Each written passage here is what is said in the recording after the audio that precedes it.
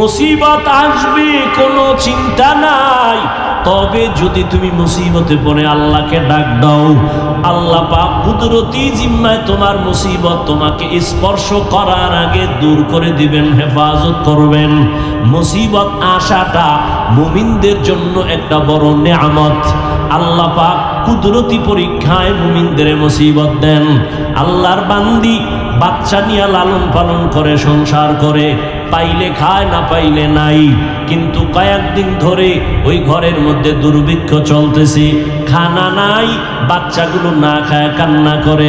আম্মা জান পাগলের মতো চোখের পানি ছেড়ে কান্না করেন, ও আল্লাহ আমি নিজে না খাইয়া থাকতে পারি, তবে সন্তানের ক্ষুধা সহ্য করা যায় না, নিজে কান্না করি দুঃখ নাই, কলিজার সন্তানদের চোখের পানি সহ্য করা যায় না, কোথায় যাব কি করব হে মালিক, একটা রাস্তা খুলে দাও।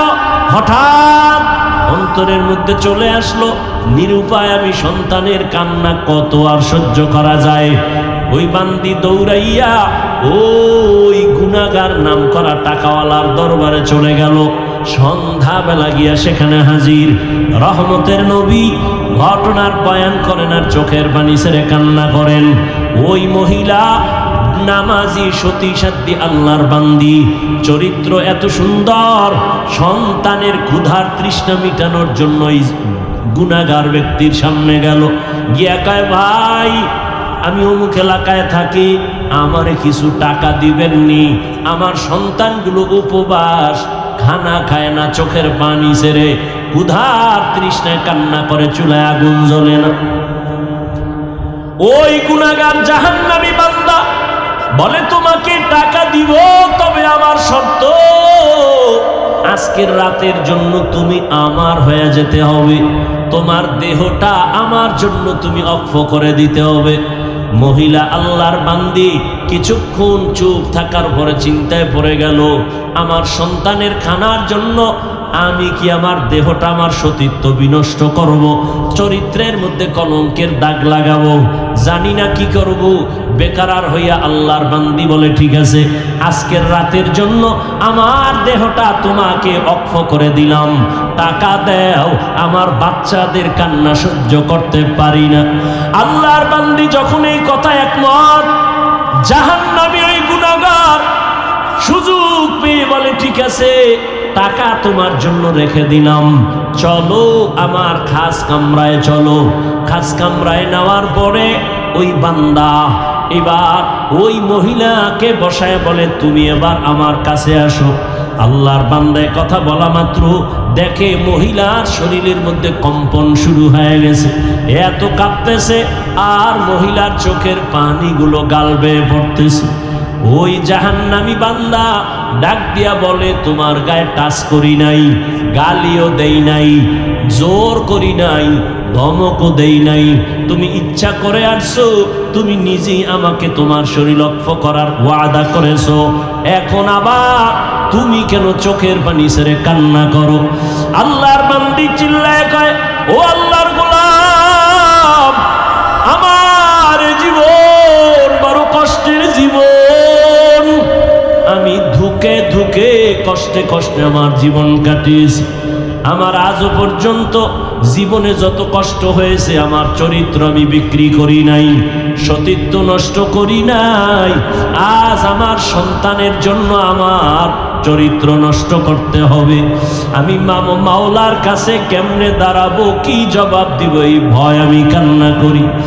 আজ তুমি আমার দরজা আটকাইয়া আমার দেহটাকে তুমি ভোগ করবা, দরজার বাহির থেকে কেউ দেখবে না, কিন্তু আমি এমন মালিকের বান্দি, দুনিয়ার সব ছিদ্র বন্ধ করা যাবে, আমার আল্লাহকে না দেখায় কোনো অন্যায় করা যাবে না, আমি আল্লাহর ভয় চোখের পানি ছেড়ে কান্না করি।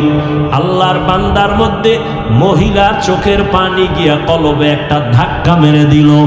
ওই গুনাহগার জাহান্নামী চিহ্নিত গুনাহগার জেনাকার ডাক দিয়া কয় তুমি এখনো চরিত্র বিক্রি করো নাই, মাত্র করার জন্য রুমে আসছো, মাত্র তাও একজন জীবনে আর সেই অবস্থায় তুমি কাঁদতেছো, কাঁদতেছো। আর আমার জীবনে শত শত নারী আমি ভোগ করেছি, কত গুনাহ জীবনে করেছি। আমি মদ পান করেছি, এমন কোনো গুনাহ নাই আমার চোখের সামনে হয় নাই। আমি জীবনে কত জিনা করেছি, আর তুমি মাত্র একজনের দরজায় এসে কান্না করো আল্লাহর ভয়। একটা পুরুষের সামনে আইসা অন্যায় এখনো করো নাই, এমত অবস্থায় যদি তোমার ভয় আর কান্না শুরু হয়। আমি জীবনে শত শত গুনাহ করেছি, আমার তো চিল্লায় মরে যাওয়া উচিত। যাও, আমি তোমাকে মুক্ত করে দিলাম, যাও। আমি তোমার শরীরের উপর আঘাত করব না, টাচ করব না, যাও। টাকাগুলো নিয়ে যাও, আমি তোমাকে হাদিয়া দিলাম, টাকা লাগবে না, চলে যাও। আর দোয়া করিও আল্লাহ যেন আমাকে মাফ করে দেয়। আল্লাহর বান্দা খাঁটি তওবার নিয়ত করিয়া আল্লাহর আদালতে দাঁড়াইয়া হিসাব দেওয়ার ভয় কান্না করে তওবা করে আর বলে, মালিক, একটা অবলার নারী আমার দরজায় আইসা টাকার কারণে বাচ্চার পেটের ক্ষুধার তৃষ্ণা মিটাইতে গিয়া আমার সামনে আইসা কান্না করে তোমার এত ভয় করে চলে গেল। আমার কপাল এত খারাপ, আমি এই গুনাহ নিয়ে কবরে যেতে চাই না। ও আল্লাহ, দয়া করে তুমি আমাকে মাফ করে দাও। আল্লাহর বান্দা কান্না করে খাঁটি তওবা করিয়া এক পর্যায়ে বান্দার নেক আমল শুরু করলো। হঠাৎ এক বেশি দিন আর বেঁচে থাকলো না, দুনিয়া থেকে বান্দা চলে গেল। ওই সময়ের নিয়ম ছিল যে ভালো হইয়া মরবে, তার মরার পরে তার বাড়ির দরজায় লেখা থাকতো ওই দেশের ভাষায় লোকটা বড় ভালো। আর যদি কেউ অন্যায় করে মারা যাইতো, মরার পরে তার বাড়ির দরজায় লেখা হয়ে যাইতো। কে লেখতো জানা নাই, যে লোকটা খারাপ ছিল। ভালো লোক মারা গেলে ভালো লেখা ছিল।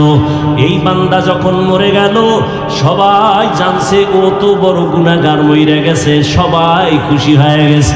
কিন্তু নজর দিয়ে দেখি ওই বান্দার বাড়ির দরওয়াজায় লেখা, কদ গফারাল্লাহু লিল কিফলি নামের এই বান্দা, আল্লাহর পক্ষ থেকে ওই দরজায় কে যেন লেখা, আল্লাহ তোমাকে মাফ করে দিয়েছেন, তোমার কোনো গুনাহ নাই। লোকেরা ঈশার সহ্য চিহ্নিত জিনাকার মদ পান করে, এই লোকটাকে কে মাফ করলো বা কেনই আল্লাহ মাফ করলো? তদন্ত করতে গিয়া এলাকাবাসী সব এক হইয়া তদন্ত করে দেখলো ওই মহিলার সাথে সম্পর্কের কথা। মহিলাকে ডাকা হলো, মহিলা সব ঘটনার বিবরণ দিয়া দিল। আমি আমার আল্লাহর আদালতে দাঁড়াইয়া হিসাব দেওয়ার ভয়ে আমি টাকার লোভে আইসাও আমি কান্না করে যখন ফেললাম, ওই বান্দা আমার কান্না দেখে তার অন্তরের মধ্যে আল্লাহর ভয় চলে আসছে। আগুনের কাছে গেলে শরীরের মধ্যে তুমি আগুন না লাগাইলো গরম তাপ আসবে। আতরের দোকানে যদি যাও, তুমি আতর না কিনলো আতরের ঘেরান আসবে। ঠিক তাকওয়াওয়ালা আল্লাহওয়ালার সোহবতে যদি যায়, ওই বান্দার অন্তরে আল্লাহর মোহব্বত আসবে। ওই বান্দা গুনাহ থেকে বাঁচার জন্য তৈরি হয়ে যাবে। এই জন্য আল্লাহ বলেন, আমার আদালত বড় ভয়ঙ্কর। আমার আদালতে দাঁড়াইয়া হিসাব দেওয়ার ভয় যারা গুনাহ ছাড়বা, আমি আল্লাহ ওয়াদা করলাম তার ঠিকানা জান্নাতুল মাওয়া দান করব। এই জন্য দেশের শীর্ষস্থানীয় উলামায়ে কেরাম এবং আজকের এই মহতী সম্মেলনের মধ্যমণি হাজারো লাখো আলেমের উস্তাজ, উস্তাজুল উলামা, উস্তাজুল মুহাদ্দিসিন, পাকিস্তান থেকে আগত হযরতুল আল্লাম মুফতি ইলিয়াস গুম্মান দামাত বারাকাতুহুম তথ্যবহুল কোরআন সুন্নাহ ভিত্তিক দিক নির্দেশনামূলক আলোচনা করেছেন। ইনশাআল্লাহ আগামীকালকেও করবেন। উলামায়ে কেরামের কথাগুলো উম্মাহকে সহি তরিকায় আমল করার তৌফিক দান করেন। উলামায়ে কেরামের ইজ্জতকে আল্লাহ বেশি বেশি বাড়ায় দেন। ওলামায়ে কেরামের ইজ্জতকে হরণ করার জন্য বিভিন্নভাবে যারা প্রপাগান্ডা ছড়ায়, আল্লাহ তাদের হেদায়াত দান করেন। আমি আপনাদের প্রতি বছরের ন্যায় দোয়া নেওয়ার জন্য হাজির হই, দোয়া নিতেই আসছি। ভাই এই সাউন্ডটা বাড়ান যায় না মনিটরে? দোয়া সব থেকে একটা পুঁজি সফলতার জন্য। প্রতি বছরই আমি বলি, কিছু স্টেজে আমরা বয়ান করতে যাই বক্তা হিসেবে, কিন্তু কিছু স্টেজে যাই বয়ানের জন্য না, বয়ান করার জন্য যে মেডিসিন দরকার, বয়ান করার জন্য যে পাওয়ার দরকার, চার্জ দরকার, সে ঈমান ও আমলের ব্যাটারিতে চার্জ নেওয়ার জন্য আহলুল্লাহদের সোহবতে যাই, নেক নজর নেওয়ার চেষ্টা করি। কারণ আল্লাহওয়ালাদের নেক নজর বড় দামি একটি সম্পদ। এটা আওয়াজ বেশি হয়, ওইটা কম হয় কেন? সমান দেন। হাদিস শরীফে আল্লাহর রাসূল বলেন, ইত্তাকু ফিরাসাতাল মুমিন ফাইন্নাহু ইয়ানজুরু বিনূরিল্লাহ। মুমিনদেরকে আল্লাহ পাক ফেরাসাতের মাকাম দান করেন, বড় দামি একটি সম্পদ। তোমরা ভয় করো ওই ফেরাসাতের পাওয়ারকে। তারা এই ফেরাসাতের দরওয়াজা দিয়া অনেক কিছু অবলোকন করেন, অনুধাবন করেন, যেটা সাধারণ কেউ পারে না। আর এটা তাদের চামড়ার চোখে না, আল্লাহর দেওয়া নূরের আলো দ্বারা করেন। হাদিসের ভাষায় যেটাকে বলা হলো ফেরাসাত, কোরআনের ভাষায় এই পাওয়ারকে বলে ফুরকান। আর এই পাওয়ার আল্লাহ তাদেরকে দেন যারা মুজাহাদা করে তাকওয়ার উপর। ইয়া আইয়ুহাল্লাযীনা আমানু ইন তাত্তাকুল্লাহ ইয়াজআল লাকুম ফুরকানা। তো আমি আয়াত পড়েছি, নাজিয়াতের একটি আয়াত। আল্লাহ বলেন, ওয়া আম্মা মান খাফা মাকাম রাব্বিহি ওয়া নাহান নাফসা আনিল হাওয়া ফাইন্নাল জান্নাতা হিয়াল মাওয়া। আল্লাহ বলেন, আল্লাহর দরবারে দাঁড়াইয়া কিয়ামতের দিন হিসাব দেওয়ার ভয়ে যারা দুনিয়াতেই নিজেকে গুনাহের থেকে বাঁচাবে, গুনাহের থেকে নিজের নফসকে হেফাজত করবে, আল্লাহ বলেন তার ঠিকানা জান্নাতুল মাওয়া। এক টুকরো হাদিস পড়েছি, আল্লাহ রসুল বলেন, দুনিয়া সিজনুল মুমিন ওয়া জান্নাতুল কাফির। দুনিয়া নামক গ্রহটা মুমিনদের জন্য একটি অশান্তির বেড়াজাল, জেলখানা। বেঈমান যারা, এদের জন্য শান্তির জায়গা বালাখানা। মুমিনদের জন্য দুনিয়াটা একটা জেলখানা। মানি জেলখানায় আসামি ঢুকলে যেমন স্বাধীনতা থাকে না, দুনিয়ার জেলখানায় যতক্ষণ মুমিন থাকবে তার স্বাধীনভাবে চলাফেরা করতে পারবে না। জেলখানার আসামি মনে চাইলেই পাও আছে, হেঁটে হেঁটে যদি এদিক সেদিক যাবে পারে না, সীমাবদ্ধতা আছে। ঠিক মুমিন দুনিয়ার হায়াতে পাও আছে, হেঁটে হেঁটে যখন যেথায় মনে চায় যেতে পারবে না, সীমাবদ্ধতার বাউন্ডারির মধ্যে তার হাঁটতে হবে।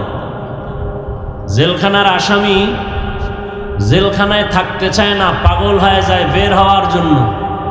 ঠিক আল্লাহর প্রকৃত মুমিন যারা, এরাও দুনিয়াতে থাকার জন্য পাগল হবে না, বরং বের হয়ে মালিকের মোলাকাতের অপেক্ষায় থাকবেন। জেলখানার আসামি ক্ষুধা আছে, চাইলেই খেতে পারে না, টাইম ছাড়া। মুমিন দুনিয়ার জেলখানায় যতক্ষণ থাকবে চাইলেই খেতে পারবে না, খাওয়ার আগেই তার চিন্তা ভাবনা করে খানাটা ভক্ষণ করতে হবে যে খানাটা আমার জন্য সঠিক, হালাল না হারাম। নবীজি মুমিনকে জেলখানার সাথে তুলনা দিয়েছেন। সব থেকে বড় কথা, জেলখানায় মানুষ যেমন এক অশান্তির বেড়াজালে থাকে, মুমিনের জন্য এই দুনিয়াটাকে অশান্তির বেড়াজাল। দুনিয়াতে কষ্ট করবে, পরকালে শান্তি হবে আর শেষ নাই। বেঈমান যারা আর দুনিয়াতে শান্তিতে থাকবে, মৃত্যুর পরে কষ্ট হবে আর শেষ হবে না। দুনিয়া আমাদের গোলাম হিসাবে আল্লাহ দিয়েছেন। নবীজি বলেন, আর দুনিয়া খুলিকাত লাকুম ওয়া আন্নাকুম খুলিকতুম লিল আখিরাহ। দুনিয়াটা আমাদের গোলাম, আমাদের জন্যই, আর আমরা আল্লাহর জন্য। অতএব দুনিয়া আমাকে খুঁজবে, আমি আল্লাহকে খুঁজবো। টাকা আমাকে খুঁজবে, আমি আল্লাহকে খুঁজবো। সম্পদ আমাকে খুঁজবে, আমি আল্লাহকে খুঁজবো। কিন্তু এখন উল্টা হয়ে গেছে, আমি দুনিয়া খুঁজি, আল্লাহ আমাকে খুঁজে। কারণ কি? কারণ একটাই, বয়ান চলতেছে, দাওয়াত তাবলীগের বয়ান, পীর মাশায়েখের বয়ান, উলামায়ে কেরামের বয়ান, জুমার খতিবের বয়ান, আমলের খাতা শূন্য। এর একমাত্র কারণ জবাবদিহিতার ভয় আমাদের অন্তরে নেই। এজন্য আল্লাহ বলেন, আমার কাছে দাঁড়ায়া হিসাব দিতে হবে। এই ভয় অন্তরে জমা করে যারা গুনাহ থেকে নিজেকে বাঁচাবে, সে বিনা হিসাবে জান্নাতি। বাদশাহ হারুন আর রশিদ তিনি ওলামায়ে কেরামদের ডাকলেন, একটা মজলিস মিলায়া বললেন, আপনারা বলেন তো আমি হারুন রশিদ বাদশাহ জান্নাতি না জাহান্নামী? ওলামায়ে কেরাম এক এক করে সবাই বললেন, জান্নাতের পথের কথা বলা যাবে, জান্নাতের কাজের কথা বলা যাবে, জান্নাতের নমুনা বলা যাবে, কিন্তু নিশ্চিত কাউকে বলা যাবে না আপনি জান্নাতি না জাহান্নামী, এটা বলা যাবে না। বলে যে বলতে পারবে সে তাকে পুরস্কৃত করব। সব মজলিসের ওলামায়ে কেরাম ব্যর্থ, এটা সম্ভব না, আপনি জান্নাতি না জাহান্নামীটা কেমনে বলি? ওই মজলিসে 9 বছরের একটা বাচ্চা ছিলেন, বালক। সে দাঁড়ায় বললেন, যদি অনুমতি দেন আমি একটু কথা বলবো। বাদশাহ বলে, বলো। বলে, আপনার প্রশ্নটা আমাকে করার আগে আমি জবাব দিব, এটা আমার জব মানবেন কিনা? বলে, হ্যাঁ মানবো, সঠিক হলে মানবো। তাহলে আমার প্রথম প্রশ্ন, যিনি প্রশ্ন করেন সে একটু হলেও দুর্বল, যার কাছে প্রশ্ন করেন জবাব দেনেওয়ালা একটু উপরে। বলে, হ্যাঁ। তাহলে চেয়ারটা ছেড়ে আমাকে বসায় দেন। বাদশাহ হারুন রশিদ কয়, জবাব যেহেতু দিবে, ঠিক আছে, আমাকে নিচে বসার ব্যবস্থা করো আর ওকে চেয়ারে উঠাও। চেয়ারে উঠাইলেন। 9 বছরের বালক বলে, আপনার জীবনের হিসাবটা আমাকে বলুন। কি? আপনার জীবনে এমন কোনো সুযোগ হয়েছিল কিনা যে আপনি চাইলেই গুনাহ করতে পারবেন, কেউ আপনাকে বাধা দেয় না, কিন্তু আপনি আল্লাহর জন্য গুনাহ করেন নাই? বাদশাহ হারুন রশিদ বলে, হ্যাঁ অবশ্যই, আমার জীবনে এমন বহু অবস্থা হয়েছে, আমি চাইলে অপরাধ করতে পারতাম মারাত্মক, কিন্তু আমি চাইয়াও সুযোগ ছিল, করি নাই, কেউ আমাকে বাধাও দেয় নাই। আল্লাহর আযাবের ভয় আমি গুনাহ থেকে নিজেকে বাঁচাইয়া দিছি। 9 বছরের বালক বলে, আপনি নিশ্চিত জান্নাতি। সুবহানাল্লাহ। নিশ্চিত জান্নাতি। আলেমরা কয়, তুমি বললা কিভাবে? বলে, দলিল নাও, চেঁচামেচি কেন? দলিল নাও, কোরআনের আয়াত, ওয়া আম্মা মান খাফা মাকাম রাব্বিহি ওয়া নাহান নাফসা আনিল হাওয়া ফাইন্নাল জান্নাতা হিয়াল মাওয়া। হর কে দারত খৌফে হকদার দিল মাতাম জান্নাতুল মাওয়া দেহাত উরা মাকাম। আল্লাহর ভয় যার অন্তরে জমা করে, মালিকের আদালতে দাঁড়াইয়া হিসাব দেওয়ার ভয়, যারা নিজেকে গুনাহ থেকে বাঁচাবে, আল্লাহ বলেন তার ঠিকানা জান্নাতুল মাওয়া। আয়াতের দ্বারা আপনি গুনাহ থেকে নিজেকে বাঁচাইছেন, আল্লাহ আপনাকে জান্নাত দিবেন, কোরআনের আয়াত। তাহলে এত বয়ান হচ্ছে, আমরা টুপিওয়ালা, দাড়িওয়ালা, আলেম, এরপরও আমাদের মনে হয় আমরা জান্নাতের দরজায় বসে আছি। কিন্তু আবার একটু গভীর চিন্তা করলে মনে হয় আমার মতো জাহান্নামী কেউ নেই। আমি মনে করি আমার মতো বড় বক্তা বাংলাদেশে কেউ নাই। তুমি কত বড়? অনেক বড়, অনেক বড়, অনেক বড়। কয় খতিব আজম সিদ্দিক আহমদ রহমাতুল্লাহ আলাইহির থেকে বড়? কয় না। তুমি একজন বড় মুফতি সাহেব। বলে, কত বড় তুমি মুফতি? বলে, অনেক বড়, অনেক বড়। কত বড়? কয় মুফতি ফয়জুল্লাহ রহমাতুল্লাহ আলাইহির থেকে তুমি বড় নি? কয় প্রশ্নই করা যাবে না। তাহলে আমি যত বড় দাবি করি না কেন, একটা জায়গায় গেলে আমার মাথা ঠেকে যাবে, আমার উপরে আরো বড় আছে। এজন্য নবী বলেন, মান তাওয়াজা লিল্লাহ রাফাআহুল্লাহ। নিজেকে যে আল্লাহর জন্য ছোট মনে করবেন, আল্লাহ পাক তার মর্যাদা অনেক উঁচু বানায় দিবেন। মেটা দো আপনা হস্তি কো अगर कुछ मर्तबा चाहो कि दाना खाक में मिलकर गले गुलजार होता है। নিজেকে যদি বড় বানাতে চাও হে মুমিন, বড়দের কদমে নিজেকে করে দাও বিলীন। দুনিয়ার লাইনে কেউ বড় হতে চাইলে বড়দের সংস্রব ছাড়া, সোহবত ছাড়া বড় হতে পারে না। একজন বড় ইঞ্জিনিয়ার যদি হতে চায়, লেখাপড়া সার্টিফিকেট যথেষ্ট না, একজন অভিজ্ঞ ইঞ্জিনিয়ারের পেছনে সময় দিয়া বড় হতে হয়। বড় একজন ডাক্তার যদি হতে চায়, লেখাপড়া সার্টিফিকেট যথেষ্ট না, একজন অভিজ্ঞ ডাক্তারের শরণাপন্ন হয়, ট্রেনিং দিতে হয়, প্র্যাকটিক্যাল। দুনিয়ার লাইনে যদি বড় হতে হলে দুনিয়ার বড়দের পেছনে সময় দিতে হয়। আখিরাতের লাইনে বড় হতে হলে বড়দের পেছনে কেন সময় দিতে হবে না? অবশ্যই হবে।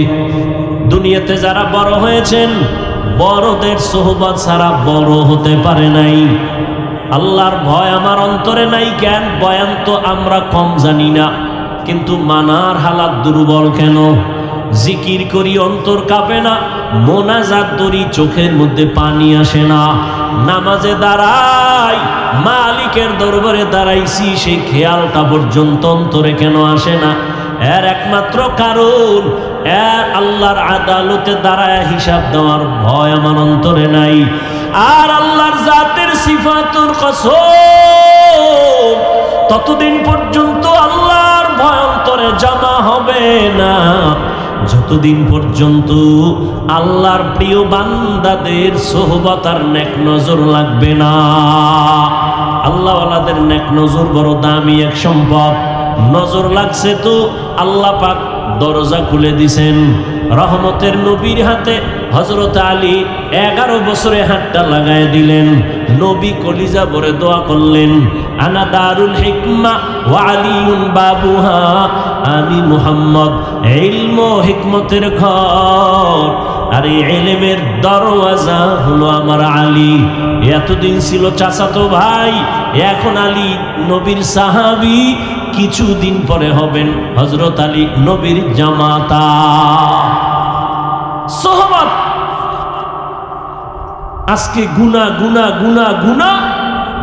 বয়ান তো সব জানি, মিথ্যা কথা বলা হারাম তারপরও বলি, গালি দেওয়া হারাম তারপরও দেই, ধোকা দেওয়া হারাম দেই, অহংকার হারাম করি, অন্যকে হিংসা করা হারাম করি, নিজেকে বড় মনে করা হারাম করি, গান শোনা হারাম শুনি, বেগানার দিকে নজর দেওয়া হারাম দেই, গীবত করা হারাম জানি করি। কেন? আল্লাহর আদালতে দাঁড়ায় যে আমার হিসাব দিতে হবে, জবাবদিহিতার ভয় আমার অন্তরে নাই। ততদিন পর্যন্ত এই অবস্থা অন্তরে আসবে না যতদিন পর্যন্ত আল্লাহ পাকের প্রিয় বান্দা যাদের অন্তরে ভয় আছে এদের সংস্রব নেক নজর না লাগে। হাদিসে পাকে একটি ঘটনা আমি খুব 5-10 মিনিটে শেষ করে দেব ইনশাআল্লাহ। হাদিস শরীফে রাসূল একটি ঘটনা বর্ণনা করেন। বনি ইসরাইলের একজন আল্লাহর গোলাম জীবনভর গুনাহ করে করে করে করে জীবনটা নষ্ট করে ফেলেছে, এমন কোনো গুনাহ নাই করে নাই। জীবনে পরিচিত লাভ করলো গুনাহগার, জেনাকার, মদের বোতল নিয়ে থাকে, ভাষা এত খারাপ, কিন্তু অপরাধ করে করে সন্ত্রাসী স্টাইলে টাকার পাহাড় গড়ে ফেললো। আল্লাহর কুদরতের পরীক্ষা, ওই এলাকার পার্শ্ববর্তী একটা জায়গায় এক আল্লাহর বান্দি বাচ্চা নিয়ে বসবাস করে। ওই ঘরের মহিলা আল্লাহর পেয়ারা বান্দি, নামাজ পড়ে আল্লাহর মোহব্বত নিয়ে চলে, সন্তান লালন পালন করে। কিন্তু এমন এক হালাত, আল্লাহর প্রিয় বান্দাদের উপরেই তো বারবার আল্লাহ পরীক্ষা দিবেন, পরীক্ষা আসবে। قال النبي صلى الله عليه وآله وسلم من يريد الله به خيرا يصيب منه পয়গম্বর বলেন আল্লাহ যাকে বেশি আদর করেন মোহাব্বত করেন তাকে মুসিবতের দ্বারা পরীক্ষা নেবেন। আর আল্লাহ বলেন আমি দুনিয়ায় মানুষ পাঠাইছি একটা পরীক্ষা নেওয়ার জন্য, কোনো বেঈমানের জন্য পরীক্ষা নাই। যারা কালেমার রশি গলায় লাগাবে তাদের জন্য পরীক্ষা। ওয়ালানাবলুওয়ান্নাকুম বিশাইইম মিনাল খাউফি ওয়াল জুই ওয়া নাকসিম মিনাল আমওয়ালি ওয়াল আনফুসি ওয়াস সামারাত ওয়া বাশশিরিস সাবিরিন। আল্লাহ তাআলা বলেন মুমিনকে আল্লাহ অবশ্যই পরীক্ষা করবেন ভয়ের মাধ্যমে, ক্ষুধার মাধ্যমে, ওয়া নাকসিম মিনাল আমওয়াল সম্পদের ঘাটতির দ্বারা, ফলের ঘাটতির মাধ্যমে, ওয়াস সামারাত এবং ফসলের দ্বারা, আল্লাহ জীবনের ঘাটতির দ্বারা পরীক্ষা নেবেন। সুসংবাদ তাদের জন্য যারা সাবিরিনদের অন্তর্ভুক্ত। দুনিয়াটা পরীক্ষার হাল। যারা আল্লাহর মোহাব্বত নিয়ে বেশি আগাবে তাদের উপরে বেশি বিপদ চেপে আসবে। তবে আল্লাহ পাক সান্ত্বনার বাণী দিয়া বলেন আম্মা ইউজিবুল মুযতাররা ইযা দাআ। ও মুমিন, মুসিবত আসবে কোনো চিন্তা নাই, তবে যদি তুমি মুসিবতে পড়ে আল্লাহকে ডাক দাও, আল্লাহ পাক কুদরতি জিম্মায় তোমার মুসিবত তোমাকে স্পর্শ করার আগে দূর করে দিবেন, হেফাজত করবেন। মুসিবত আসাটা মুমিনদের জন্য একটা বড় নেয়ামত। আল্লাহ পাক কুদরতি পরীক্ষায় মুমিনদের মুসিবত দেন।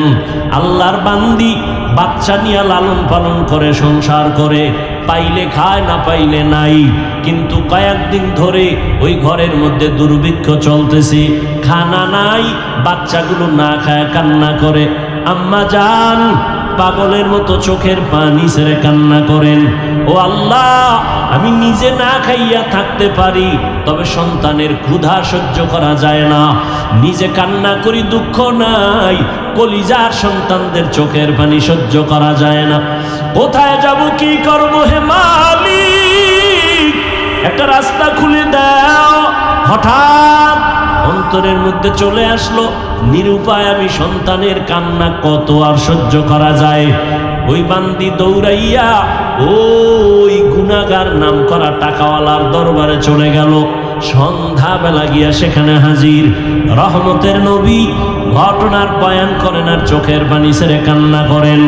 ওই মহিলা নামাজি, সতী সাধ্বী আল্লাহর বান্দি, চরিত্র এত সুন্দর, সন্তানের ক্ষুধার তৃষ্ণা মিটানোর জন্য গুনাহগার ব্যক্তির সামনে গেল, গিয়া কয় ভাই আমি অমুক এলাকায় থাকি, আমারে কিছু টাকা দিবেননি, আমার সন্তানগুলো উপবাস, খানা খায় না, চোখের পানি ছেড়ে ক্ষুধার তৃষ্ণায় কান্না করে, চুলায় আগুন জ্বলে না।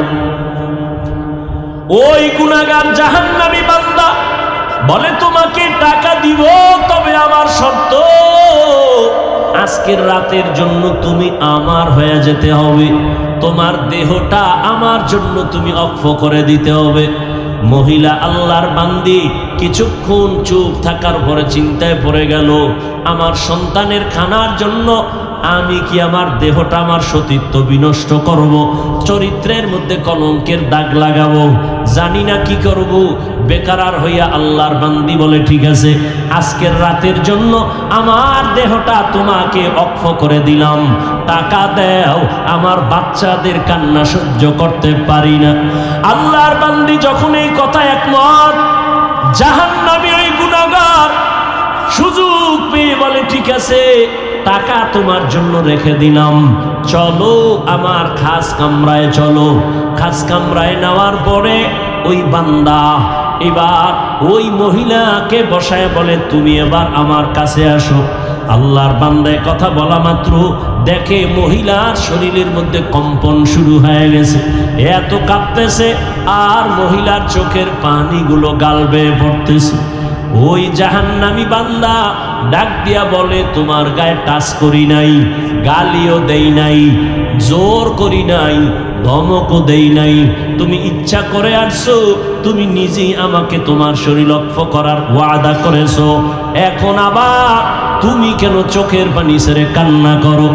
আল্লাহর বান্দি চিল্লায় কয়, ও আল্লাহর গোলাম, আমার জীবন বড় কষ্টের জীবন, আমি ধুকে ধুকে কষ্টে কষ্টে আমার জীবন কাটিয়েছি। আমার আজও পর্যন্ত জীবনে যত কষ্ট হয়েছে, আমার চরিত্র আমি বিক্রি করি নাই, সতীত্ব নষ্ট করি নাই। আজ আমার সন্তানের জন্য আমার চরিত্র নষ্ট করতে হবে। আমি মাওলার কাছে কেমনে দাঁড়াবো, কি জবাব দিব, এই ভয় আমি কান্না করি। আজ তুমি আমার দরজা আটকাইয়া আমার দেহটাকে তুমি ভোগ করবা, দরজার বাহির থেকে কেউ দেখবে না, কিন্তু আমি এমন মালিকের বান্দি, দুনিয়ার সব ছিদ্র বন্ধ করা যাবে, আমার আল্লাহকে না দেখায় কোনো অন্যায় করা যাবে না।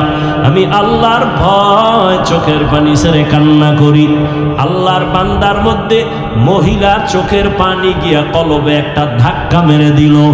ওই গুনাহগার জাহান্নামী চিহ্নিত গুনাহগার জেনাকার ডাক দিয়া কয়, তুমি এখনো চরিত্র বিক্রি করো নাই?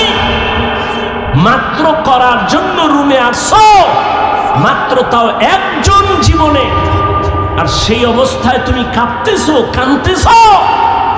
আর আমার জীবনে শত শত নারী আমি ভোগ করেছি, কত গুনাহ জীবনে করেছি। আমি মদ পান করেছি, এমন কোনো গুনাহ নাই আমার চোখের সামনে হয় নাই। আমি জীবনে কত জিনা করেছি, আর তুমি মাত্র একজনের দরজায় এসে কান্না করো আল্লাহর ভয়।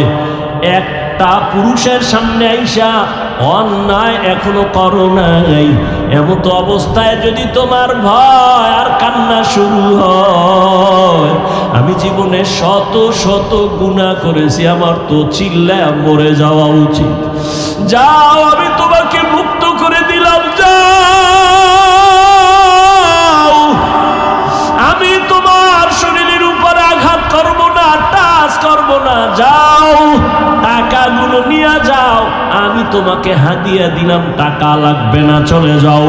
আর দোয়া করিও আল্লাহ যেন আমাকে মাফ করে দেয়। আল্লাহর বান্দা খাঁটি তওবার নিয়ত করিয়া আল্লাহর আদালতে দাঁড়াইয়া হিসাব দেওয়ার ভয় কান্না করে তওবা করে আর বলে, মালিক, একটা অবলার নারী আমার দরজায় আইসা টাকার কারণে বাচ্চার পেটের ক্ষুধার তৃষ্ণা মিটাইতে গিয়া আমার সামনে আইসা কান্না করে তোমার এত ভয় করে চলে গেল। আমার কপাল এত খারাপ, আমি এই গুনাহ নিয়ে কবরে যেতে চাই না। ও আল্লাহ, দয়া করে তুমি আমাকে মাফ করে দাও। আল্লাহর বান্দা কান্না করে খাঁটি তওবা করিয়া এক পর্যায়ে বান্দার নেক আমল শুরু করলো। হঠাৎ এক বেশি দিন আর বেঁচে থাকলো না, দুনিয়া থেকে বান্দা চলে গেল। ওই সময়ের নিয়ম ছিল যে ভালো হইয়া মরবে, তার মরার পরে তার বাড়ির দরজায় লেখা থাকতো ওই দেশের ভাষায় লোকটা বড় ভালো। আর যদি কেউ অন্যায় করে মারা যাইতো, মরার পরে তার বাড়ির দরজায় লেখা হয়ে যাইতো। কে লেখতো জানা নাই, যে লোকটা খারাপ ছিল। ভালো লোক মারা গেলে ভালো লেখা ছিল। এই বান্দা যখন মরে গেল, সবাই জানছে ও তো বড় গুনাহগার মইরা গেছে, সবাই খুশি হয়ে গেছে। কিন্তু নজর দিয়ে দেখি ওই বান্দার বাড়ির দরওয়াজায় লেখা, কদ গফারাল্লাহু লিল কিফলি নামের এই বান্দা, আল্লাহর পক্ষ থেকে ওই দরজায় কে যেন লেখা, আল্লাহ তোমাকে মাফ করে দিয়েছেন। তোমার কোনো গুনাহ নাই। লোকেরা ঈশার সহ্য চিহ্নিত জিনাকার মদ পান করে, এই লোকটাকে কে মাফ করলো বা কেনই আল্লাহ মাফ করলো? তদন্ত করতে গিয়া এলাকাবাসী সব এক হইয়া তদন্ত করে দেখলো ওই মহিলার সাথে সম্পর্কের কথা। মহিলাকে ডাকা হলো, মহিলা সব ঘটনার বিবরণ দিয়া দিল। আমি আমার আল্লাহর আদালতে দাঁড়াইয়া হিসাব দেওয়ার ভয়ে আমি টাকার লোভে আইসাও আমি কান্না করে যখন ফেললাম, ওই বান্দা আমার কান্না দেখে তার অন্তরের মধ্যে আল্লাহর ভয় চলে আসছে। আগুনের কাছে গেলে শরীরের মধ্যে তুমি আগুন না লাগাইলো গরম তাপ আসবে। আতরের দোকানে যদি যাও তুমি আতর না কিনলো আতরের ঘেরান আসবে। ঠিক তাকওয়াওয়ালা আল্লাহওয়ালার সোহবতে যদি যায় ওই বান্দার অন্তরে আল্লাহর মোহব্বত আসবে, ওই বান্দা গুনাহ থেকে বাঁচার জন্য তৈরি হয়ে যাবে। এই জন্য আল্লাহ বলেন আমার আদালত বড় ভয়ঙ্কর, আমার আদালতে দাঁড়াইয়া হিসাব দেওয়ার ভয় যারা গুনাহ ছাড়বা আমি আল্লাহ ওয়াদা করলাম তার ঠিকানা জান্নাতুল মাওয়া দান করব। এই জন্যই তো সাহাবায়ে কেরাম জান্নাতের টিকিট পাইয়াও তারা জীবনভর কান্না করেন। রহমতের নবী বলেন আমি আয়েশা রাদিয়াল্লাহু আনহার হুজরায় ঘুমাচ্ছি এশার নামাজের পরে, আমার চক্ষু বন্ধ থাকলেও আমার অন্তর ঘুমায় না। রাতের গভীরে আমার হুজরার পাশেই তো মসজিদে নববী, রাতের গভীরে শুনি কান্নার আওয়াজ। এই রাতে কে কান্না করে? আমি ঘুম থেকে উঠা বের হইলাম, নজর করে দেখি মসজিদের মধ্যে জান্নাতি এক নম্বরের সাহাবী আমার আবু বকর নামাজে দাঁড়ায় কান্না করে। আমি নামাজের পরে জিজ্ঞাসা করলাম আবু বকর নামাজে দাঁড়াইয়া আপনি কেন কান্না করলেন? আবু বকর বলেন ইয়া রাসূলুল্লাহ আল্লাহর আদালতে দাঁড়াইয়া হিসাব দেওয়ার ভয় আমি কান্না করেছি। নবী বলেন আবু বকর আল্লাহ না আপনাকে জান্নাতের সুসংবাদ দিয়েছেন, এরপরও কেন কাঁদেন? বলে যে আল্লাহ আমাকে জান্নাতের সুসংবাদ দিলেন, ওই আল্লাহ যদি আবার কোনো আমলের কারণে আল্লাহ বেজার হয় জান্নাতের সুসংবাদ বন্ধ হয়ে যাবে। আল্লাহর আদালতে দাঁড়াইয়া আমি কি জবাব দিব সেই ভয়ে কান্না করি। কারণ নবী আপনিই তো বয়ান করেছেন হাসরের ময়দান হবে বড় ভয়ঙ্কর, নারী আর পুরুষ সবাই উলঙ্গ হাসরের মাঠে দাঁড়াবে, নবীরা পর্যন্ত কান্নায় বিভোর হয়ে যাবে। সূর্যের গরমে গুনাহগারের মাথার মগজগুলো ভাতের মারের মতো ফুটতে থাকবে। ওই সময় নবীদের কান্নার আওয়াজ, মানুষগুলো উলঙ্গ দাঁড়াবে, জাহান্নামের গরম, সূর্যের গরমে মাটির জমিনটা তামা হয়ে যাবে। অন্যদিকে আমার আল্লাহ রাগান্বিত আওয়াজ দিয়া বলবেন লিমানিল মুলকুল ইয়াউম লিল্লাহিল ওয়াহিদিল কাহ্হার। আল্লাহ এত আওয়াজ দিবেন কুদরতি জবানে, আল্লাহর রাগের আওয়াজটা এত ভয়ঙ্কর হবে, হাসরের ময়দানটা থরথর করে কেঁপে উঠবে। আবু বকর বলেন ইয়া রাসূলুল্লাহ ওই সময় কেউ কারো পরিচয় দিবে না। আজ আমি দেখি আমার ডানে আমার বামে কত বন্ধু কত বান্ধব, আমার বিপদ আসলে আমি বাবারে টেলিফোন করি বাবা কই, মাকে বলি মা দোয়া করিও, বন্ধুদের বলি বন্ধু তাড়াতাড়ি আয় আমার দুশ্মনকে মারতে হবে। আমার ডানে বামে ভক্তবৃন্দ কত আপনজন, কিন্তু না কিয়ামতের ময়দানে আমি একা হয়ে যাব। যেই মা আমার জন্য এত পাগল ওই মা পর্যন্ত কিয়ামতে পরিচয় দিবে না। ইয়াউমা ইয়াফিরুল মারউ মিন আখি ওয়া উম্মিহি ওয়া আবি ওয়া সাহিবাতিহি ওয়া বানি। তার বান্দারা ও তালিবুল ইলম ভাইরা আল্লাহর মোহাব্বত নিয়ে কথা বলছি, আমি আমাকে বলতেছি, আপনাদের বলার কোনো বয়ান আমার নাই, ভাষাও নাই, তবে আমি কথা বলি আমার জন্য, আর আপনাদের দোয়া ছাড়া আমার কোনো পথ নাই। এরে আল্লাহর গোলাম একটু চিন্তা করেন, আবু বকরের মতো ব্যক্তি যদি জাহান্নামের আযাবের ভয়, আল্লাহর আদালতে দাঁড়াইয়া হিসাব দেওয়ার ভয় যদি কান্না করেন, তাদের কত সুন্দর নামাজ, তাদের তেলাওয়াত কত সুন্দর, তাদের ইখলাস কত সুন্দর, তাকওয়া কত সুন্দর, তাদের আমানত কত সুন্দর, ওয়াদা কত সুন্দর, সন্তানের হক আদায় করে কত সুন্দর, তাদের পরিবারের হক আদায় করতে তারা কত সুন্দর। এরপর জান্নাতের টিকিট আল্লাহ রাজি হইয়া তাদেরকে দিলেন, তারা চাইয়া আনেন নাই, আল্লাহ দয়া করে দিলেন।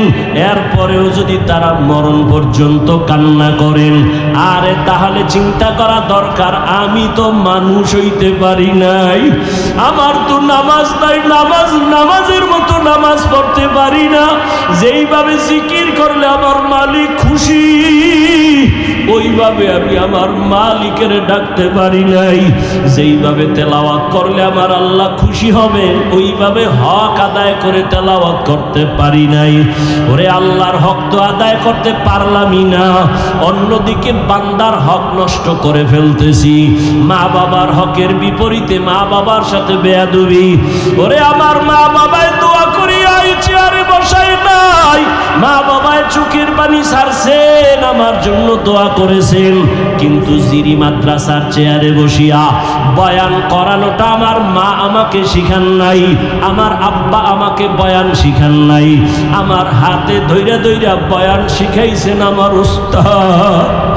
দিন নাই রাত্র নাই কত কষ্ট করে করে আমাকে লেখাপড়া শিখাইছেন, ওই উস্তাদের তো জীবনে কিছুই দিতে পারি নাই রে যুবক।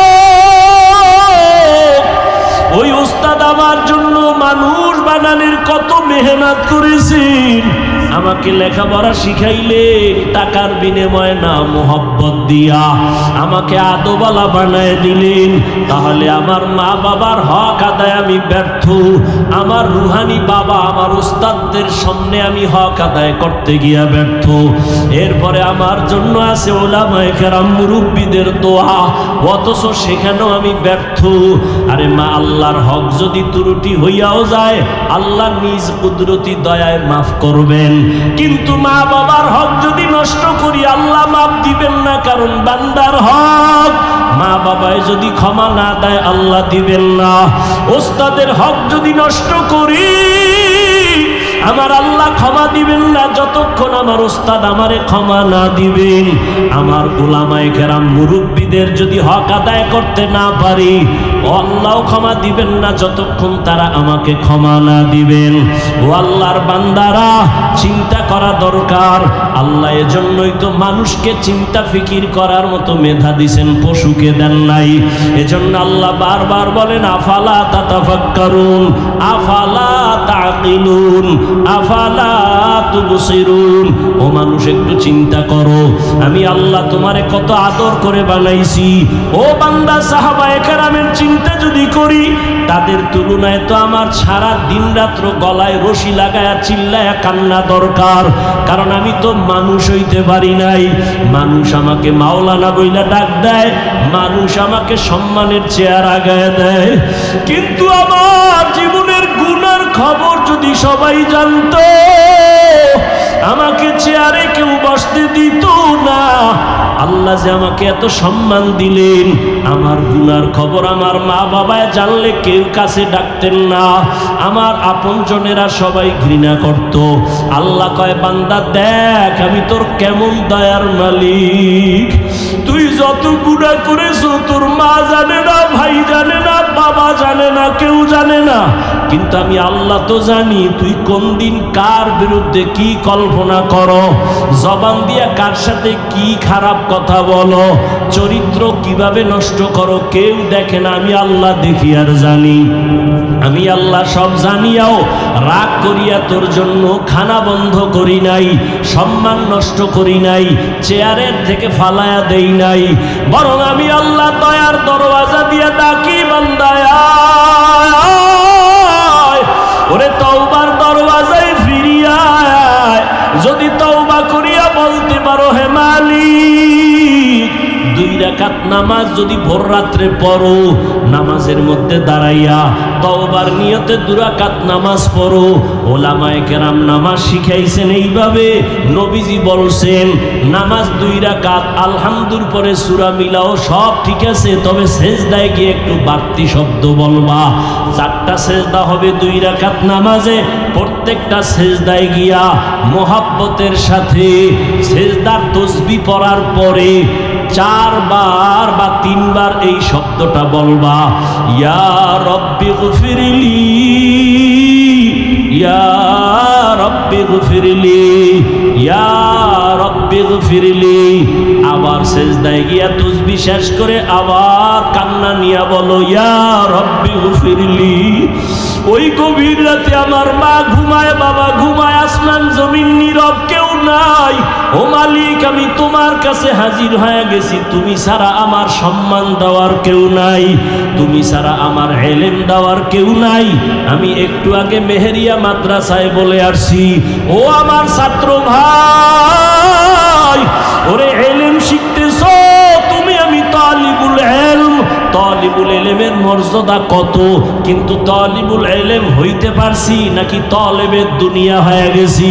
আরে ইলম দিয়া যদি আমার ইলমে আমাকে নরম বানাইতে না পারে, আমার ইলম যদি আমাকে তাওয়াজুওয়ালা বানাইতে না পারে, আমার ইলম যদি আমাকে কিবির মুক্ত করতে না পারে, ভালো করে লিখো, এই ইলমটা ইলমে নাফি না, এই ইলম শয়তানি ইলম, এই ইলম ইবলিসি ইলম।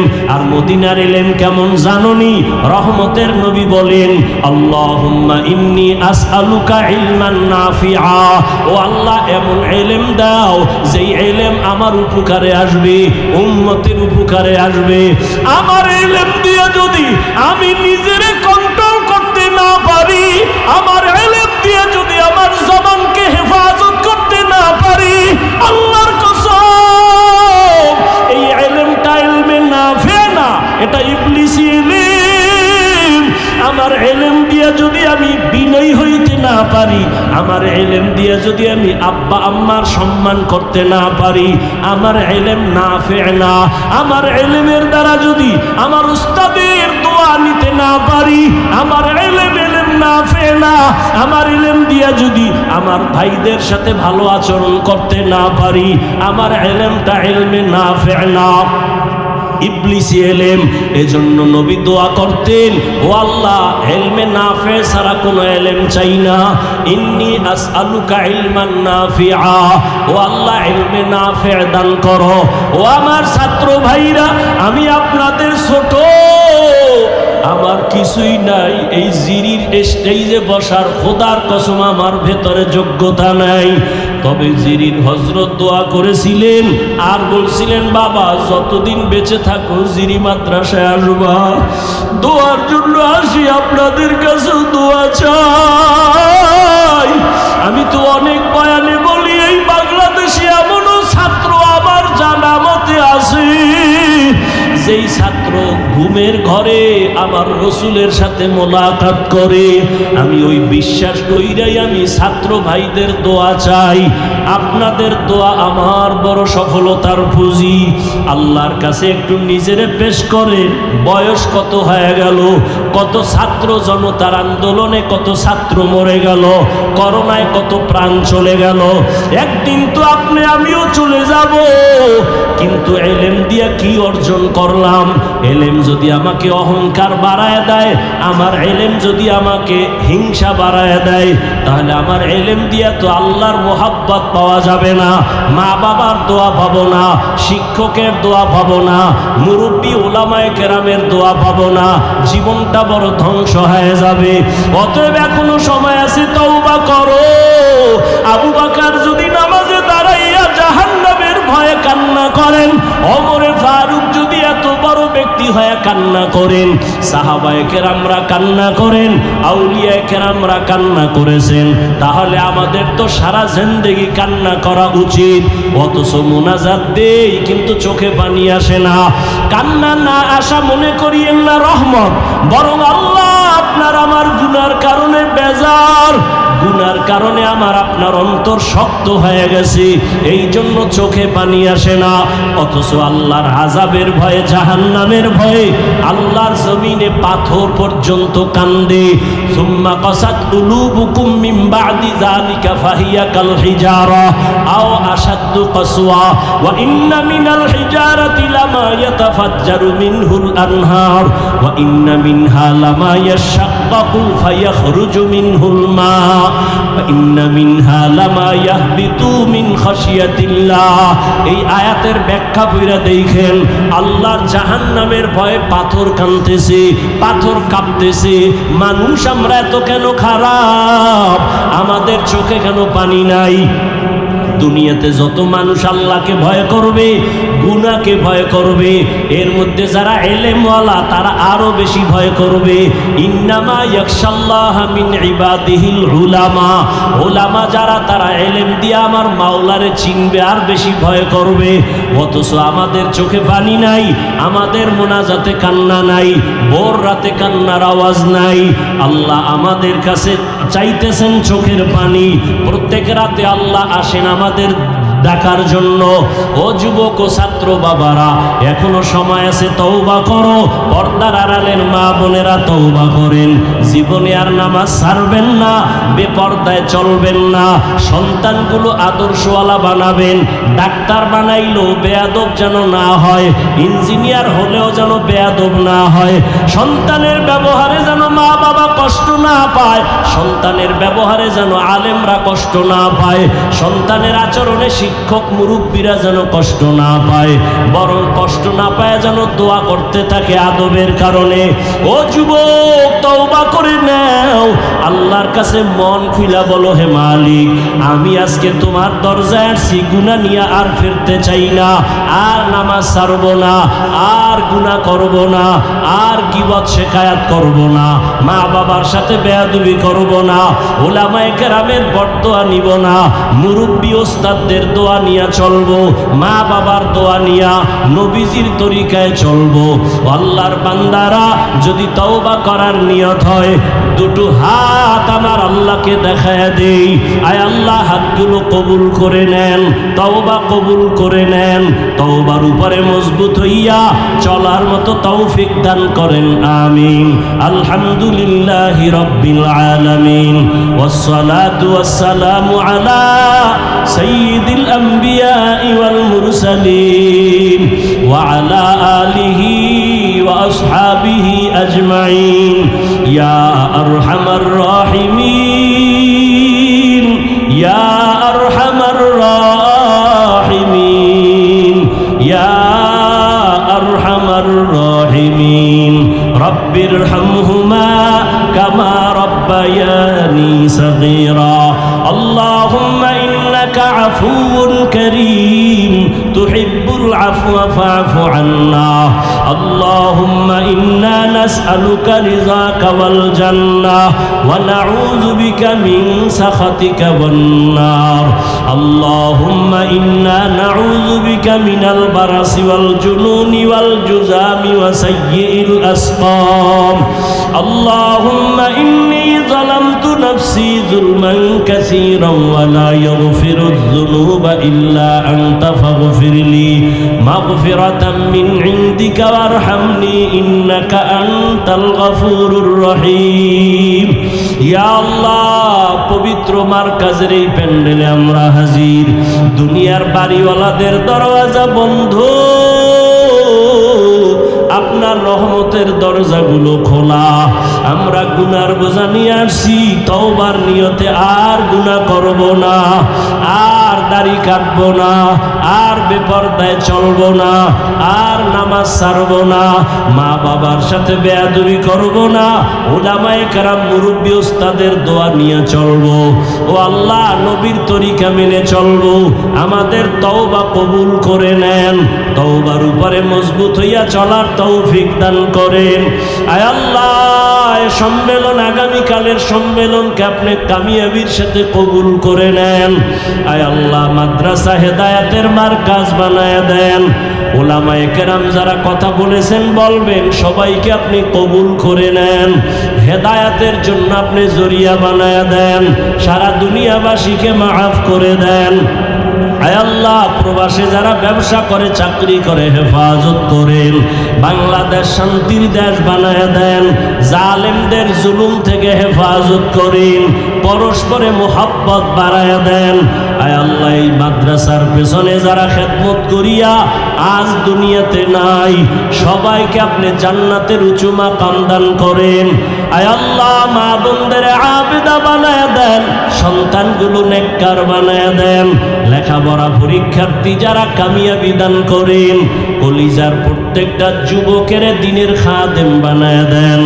আয় আল্লাহ, আদবালা বিনয়ী জিন্দেগি দান করেন, রিয়া হাসাদ কিবির দূর করে ইখলাস দান করেন, মোবাইলের গুনাহের থেকে হেফাজত করেন। আয় আল্লাহ, প্রত্যেকটা তালিবুল ইলমকে আপনি কুদরতের দ্বারা কবুল করে নেন, সিনাটা ইলমের জন্য খুলে দেন। আয় আল্লাহ, আমলের জন্য খুলে দেন।